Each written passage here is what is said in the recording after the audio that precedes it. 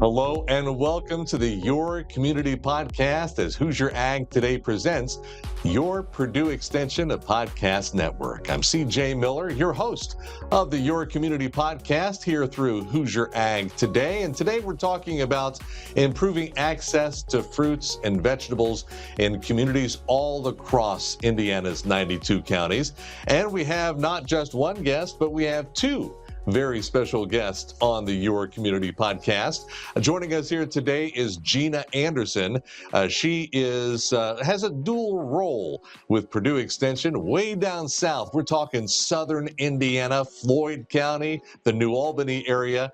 She is the ag educator, or I should say she's the extension educator with both ag and natural resources and community development in the Floyd County area. Also joining us from the Tippecanoe County area, the West Lafayette campus there at Purdue University, is Karen Mitchell.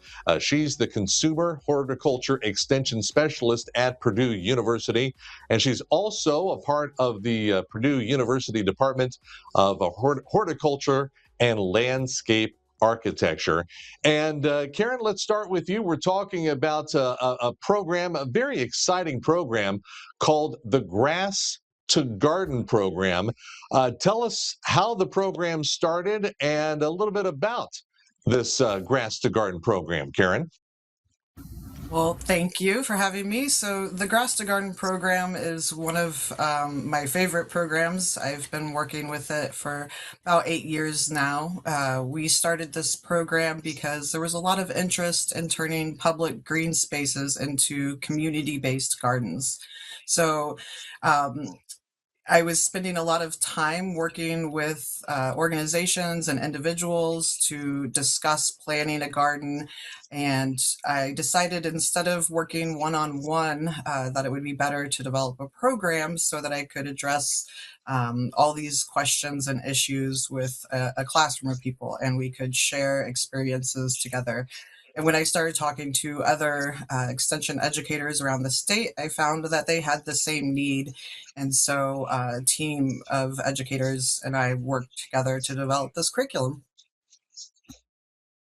And so the Grass to Garden program now almost a decade long. It's been in existence. And I wanted to ask you, Gina, how you became involved in this program. Well, thank you. Yes. So being in Floyd County, we're a very urban population. We have a lot of people that do struggle with making sure they have fresh fruits and vegetables on their table. And I worked with Karen in kind of the pilot. I was one of the first ones to do it as a class. And actually, we started building our own community garden here in Floyd County. It's on our fairgrounds. And we have about 50 beds that we maintain so that folks can come and grow vegetables for their home and then donate it to the local food pantries. And Gina, you live in a unique area of the state down in southern Indiana. You were telling me before we hit the record button on the podcast that you're just a stone's throw across the river from the Louisville area. So Floyd County, New Albany is quite built up by it's for all intents and purposes a suburb of Louisville. So no doubt when you have that suburb and you have so few areas that are growing vegetables and fruits and have those available, I'm sure the need in that area is quite great for fresh fruits and vegetables, Gina. Yes, it is. We have a housing authority that's not very far from our gardens, and that's where we take our produce to. We're able to give them between 300 and 400 pounds of fresh produce every year. The master gardeners, who also have some raised beds throughout the community, donate there as well. And in Clark County, they do the same, because with a very urban population, we do have some folks that are struggling and want to make sure everybody can thrive. Wanted to ask you, Karen, about when the program was first set up 8 years ago. Were you reaching out to, or were you hearing from community leaders? Were you hearing from churches? Were you hearing from businesses? Maybe a mix of all three in terms of who you've been able to help put this program into place. So it started actually with a group called Grow Local Lafayette. So this is a network of urban sharing gardens. So they develop these types of gardens and shared green spaces to specifically in food insecure areas. And so I was working with a couple churches, a community center, um, and we we were working so hard to develop these gardens that I thought we should share our experience. So it was all kinds of different businesses and organizations, but started really with a church. And not only do you have this grass to garden program where you're providing these fresh fruits and vegetables that are grown in the nearby backyard of of those in the community that you're donating these fruits and vegetables to. But Gina, this also gives you and your team with Purdue Extension in Southern Indiana that opportunity to also educate parents and children about the importance of having these fruits and vegetables as part of their diet because of the nutrients and vitamins they provide. Yeah, that's right. So with our program, we're educating those that want to grow the vegetables and stuff, and then also having them reach out to the community, which does include how to even prepare some of those. Because what we've learned through our role in extension is sometimes you just don't know what to do with maybe you have an excess amount of green beans. So, yes, we can donate to the pantry, but if someone from the pantry gets that, what do they do with it? So we are able to take this and, teach those how to start the gardens, but then take it a step further and include health and human sciences educators in helping people learn how to prepare and save that produce. And I would imagine that in those gardens, you mentioned green beans, but I would imagine perhaps sweet corn, tomatoes, watermelons. What else am I leaving out? Onions, perhaps? My group does grow onions and garlic, potatoes. You name it, it's probably been in the garden. I have a few people doing strawberries. So sweet potatoes took off one year. Some Hubbard squashes took over the garden one year. Yeah. You're making me hungry. I know it's just before lunchtime as we record this, and I'm thinking, man, what I wouldn't love to have, some fresh fruits and fresh veggies from the garden, like my mom and dad have in their home in Shelby County. Yeah. And it's getting close because strawberries will be setting real soon. So yeah, we'll start picking veggies out real soon and fruits. Well, and I would imagine, Gina, that we're also coming up. Do you have peas as well? Because one thing that I was taught years ago is that peas like the cold weather. And so you can Yes. plant peas early before the rest. So I imagine peas also part of that plan for the garden as well. Yes, peas are on the planting as well as some of our cabbages and other cold crops. Oh, that's fantastic.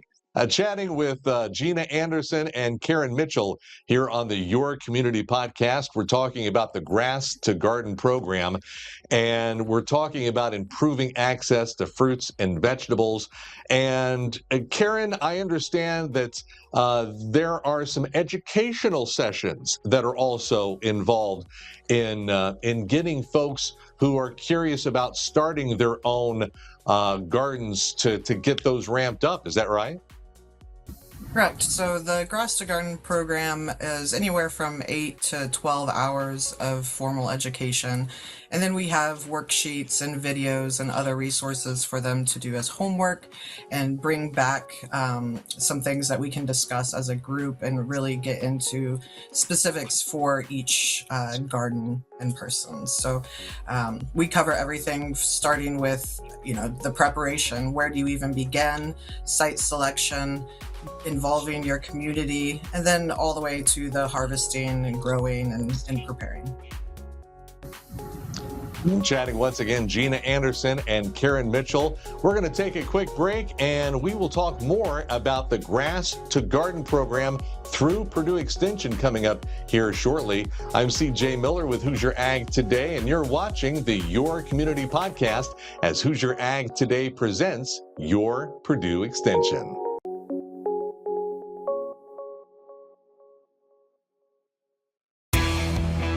Every spring, planters hit the field setting the foundation for everything that follows. At Bain Welker Equipment, we're doing the same, building the future of our service team. If you've got mechanical skills, problem-solving grit, or hands-on experience, your talent shouldn't be stuck in neutral. Automotive, diesel, industrial, military, those skills transfer here. We're a proud Case IH dealer, keeping Case IH equipment running when farmers need it most. And that takes the best technicians in the business. Planting season is coming fast. The question is, are you ready for more or ready for the same? Better training, real advancement, a team that backs your growth. If you're ready to push further, earn more, and be part of something bigger, visit bainwelker.com/work with us. Apply today and level up your career.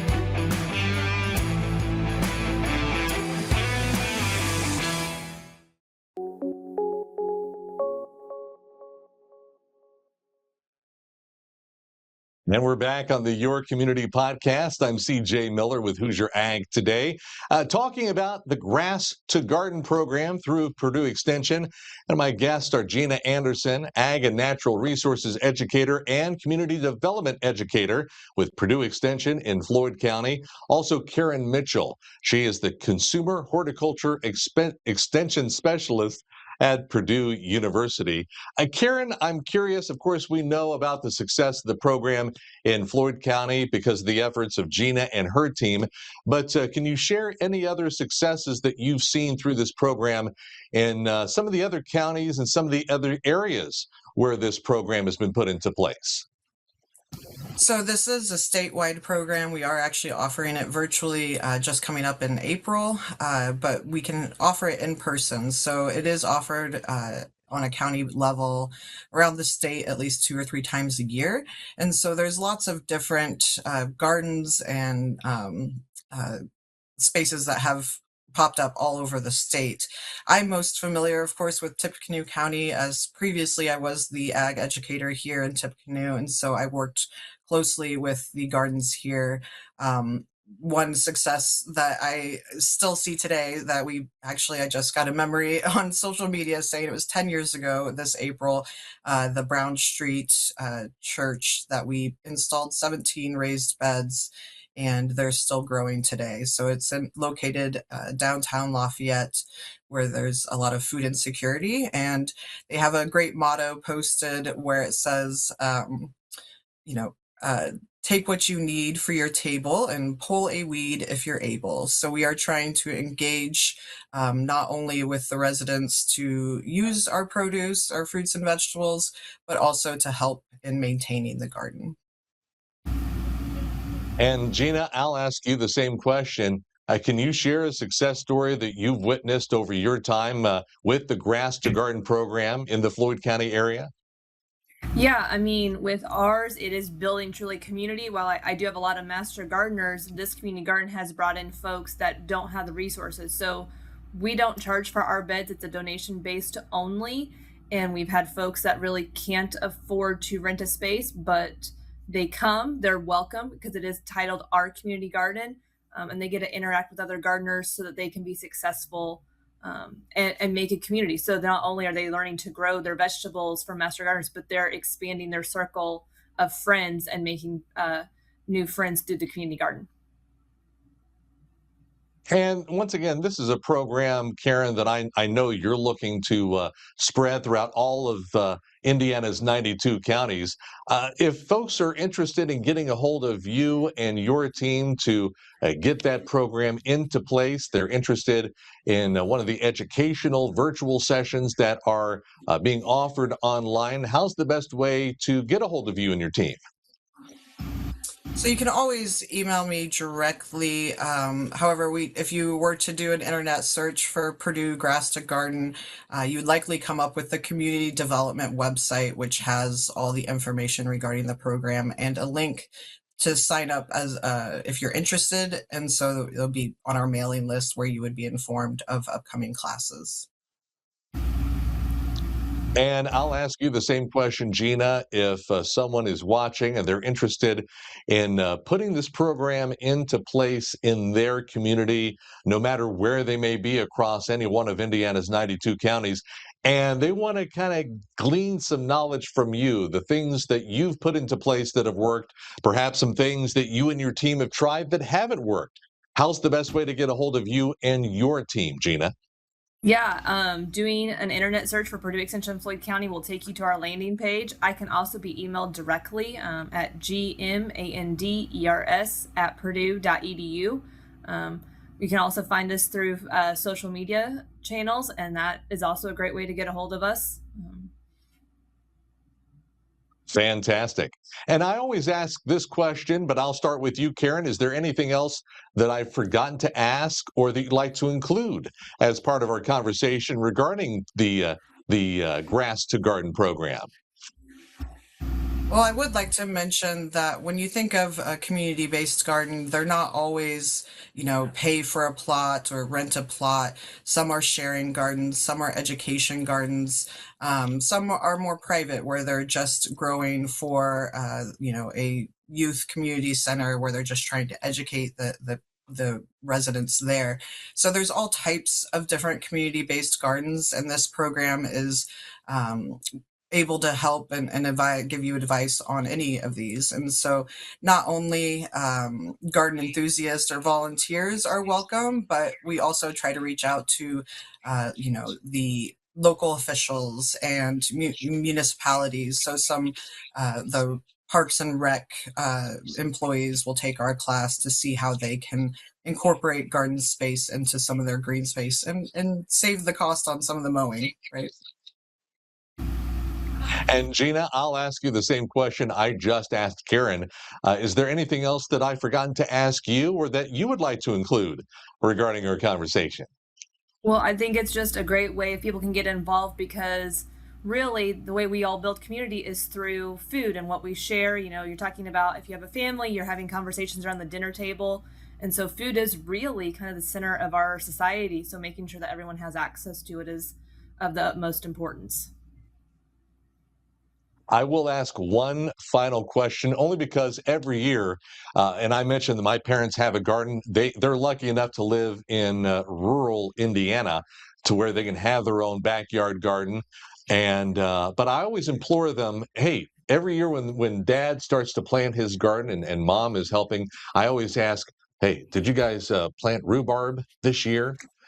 I'm kind of curious, Gina, if you have rhubarb planted in any of the gardens there in the Floyd County area. Not in our community garden. We do not have rhubarb. It's a little too wet in our garden. We probably can start because we have raised beds. It's a little too wet because we have cherry bushes that we just had to rescue because they were getting a little waterlogged. So they're now in a raised bed. So we're going to see how they do. Then we might add some rhubarb in. Oh, that's fantastic, because nothing is better than a slice of strawberry rhubarb pie come the 1st of July, around the 4th of July. So if there's any way you can get that rhubarb in there with those strawberries, oh man, oh man.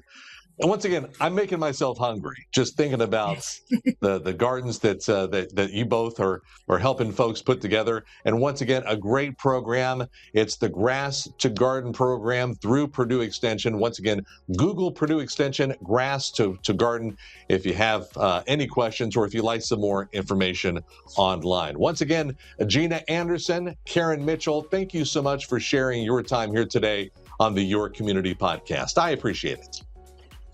Thank you. And thank you for joining us here today on the Your Community podcast. And if you're watching this on YouTube, the Hoosier Ag Today YouTube channel, be sure to hit like and subscribe so that way you get all the latest. In fact, you would be the first one to know when we have the next Your Community podcast available, or any one of the podcasts that we have through the Hoosier Ag Today podcast network. So once again, if you're not watching this on YouTube, go to the YouTube channel for Hoosier Ag Today and hit that subscribe button and hit that like button. So once again, you can be on top of all of our many, many podcasts. Thank you again for watching. I'm CJ Miller with Hoosier Ag Today, and this is Your Community Podcast as Hoosier Ag Today presents Your Purdue Extension.